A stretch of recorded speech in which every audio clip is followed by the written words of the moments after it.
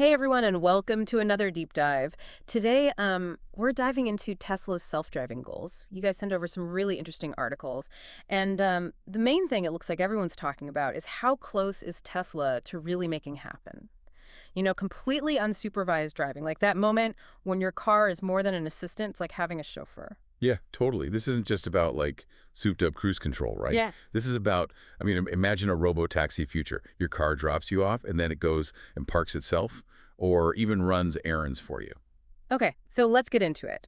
A lot of what we received is about this new full self-driving update, FSD 12.5 for the Tesla people out there. One article even said it's like having a one-year driver, you know, capable but still learning the ropes, which is a big jump from where we were before. Like the last version was more like a 3-month driver, according to these articles. So what's the difference? What makes this update so much better? So it's a pretty big change, actually. The old versions, they were really good at recognizing things, cars, people, signs, all that.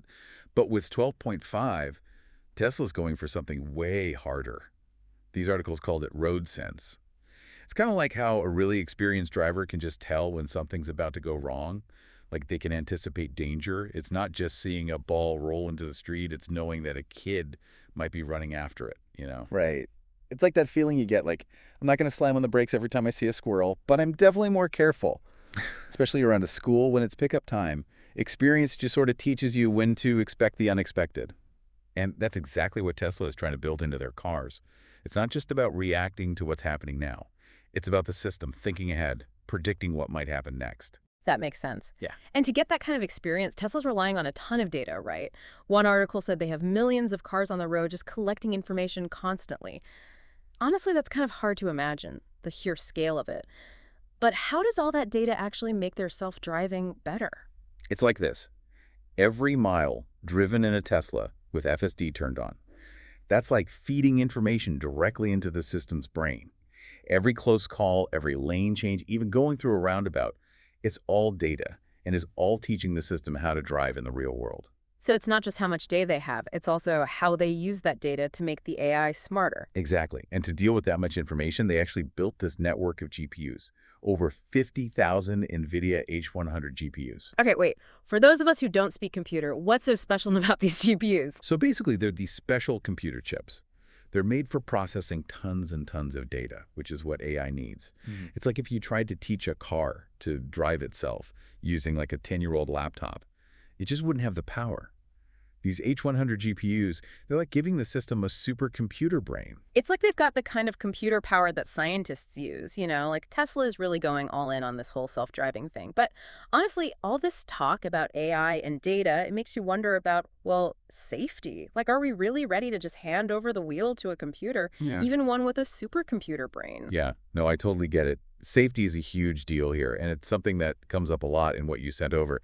In fact, Tesla is saying they want their self-driving to be like orders of magnitude safer than if a person was driving. Orders of magnitude. That's a bold statement. How do you even measure something like that? It's really complicated. But basically, Tesla has two main things. One, they're building in a ton of redundancy. And two, they're doing a crazy amount of testing. Redundancy, meaning like backup systems. Exactly. So if something goes wrong, there's a backup ready to take over. And often, even a backup for the backup. So it's like having a safety net under a safety net. Right. They're trying to make sure that there's no single point of failure. But it's more than just backups. It's about making sure that all those systems actually work in the real world. And that's why they're testing so much. All these Tesla vehicles are constantly gathering data. Rain, snow, you name it, they're testing it all. So it's constantly learning, not just from simulations, but from actual experience out there on the road. But even if Tesla gets all the tech stuff figured out, it seems like there's this whole other side of things to consider, right? Like that isn't just about individual cars anymore. What happens when every car on the road is basically a robotaxi? That's the really interesting part. And honestly, a little bit scary if you think about it. It doesn't get talked about much in what you sent over. Right. But it's a question worth asking. Like, what happens to all the people who drive for a living? Taxi drivers, truckers, delivery drivers. Where do those jobs go in a world full of self-driving vehicles? It makes you think, yeah. And what about how we design cities? If we don't need to worry as much about parking or traffic jams, does that change how we think about public transportation? It's like everything is connected, you know? Yeah. Any big change in one area is going to have ripple effects everywhere. And we haven't even touched on the environment or like the ethics of having AIs make life or death decisions on the road. It's a lot to consider, and honestly, it feels like we're only scratching the surface here. But let's get back to Tesla for a second. Even with all these unknowns, it seems like they just want to push the limits of what's possible. And in fact, some of the stuff you sent over even mentioned some breakthroughs that go beyond. Even this one-year driver level we were talking about with FSD 12.5. So what kind of breakthroughs are we talking about here? So right now, FSD is really impressive, don't get me wrong, but it's still mostly reacting to things. The next big step is making it truly proactive. Like, think about how a good driver can just tell when someone's about to do something risky. Or like, they see someone at a crosswalk and they just know that person's about to jaywalk. Okay, so it's not just seeing what is happening, it's knowing what's going to happen before it even does. Yeah. That sounds crazy complex. How could a machine ever do something like that? That's the million-dollar question, right? It needs to understand things on a deeper level. It's not enough to just recognize objects or follow traffic laws. It needs to read social cues, anticipate human behavior, and then make split-second decisions based on all of that. That almost sounds like, well, consciousness, almost. Are we talking about sentient cars here? I think that might be a bit much for now, at least. Yeah. But it does make you think about where the line is, Hmm. between AI and actual understanding, or even consciousness, like you said. But that's probably a deep dive for another day. Oh, I'm adding that to the list. Okay, so we've talked about the tech, the safety, the potential impact on society, but there's one more thing I want to get to before we wrap up, and that's the why of it all. You mean, what's Tesla's goal with all of this? Exactly. Why put so much time, money, and energy into self-driving? What's the end game? Well, practically speaking, Tesla sees a future where this technology is everywhere, not just in our cars. They're talking about trucking, ride-sharing, even public transit. They think this could be a way to make things more efficient, save money, and make transportation safer for everyone.